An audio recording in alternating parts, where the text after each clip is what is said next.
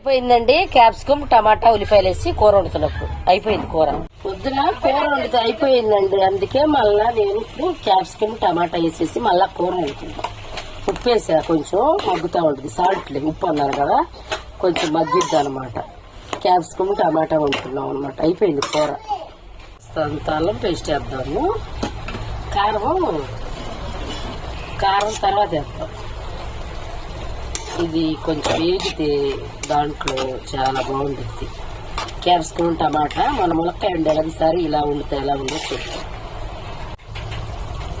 కారం వేసేస్తే కూర అయిపోయిందండి. చూసారా క్యాప్సికమ్ టమాటా ఎలా ఉందో? నోరు ఊరిపోతుందా మీకు? మాకైతే ఇప్పుడే దించేసి టేస్ట్ వద్దురా అమ్మాయి, కొద్ది ప్లేట్ ఇట్టి టేస్ట్ వద్దు ఎలా ఉందో. అదే అండి క్యాప్సికమ్ టమాటా కూరలు అయిపోతే వండుకోవాలి కదా, వల్ల అందుకే వండేసి. అది సూపర్ ఉంది కూర. వండేసాం కూర, అన్నంలో కూడా వేసుకోండి. దాంట్లో ఎలా ఉందో టేస్ట్ చేయమ్మ. ఇప్పుడు ముద్ద రొట్టె పెట్టుకో, బాగుందా? సూపర్ ఉంది.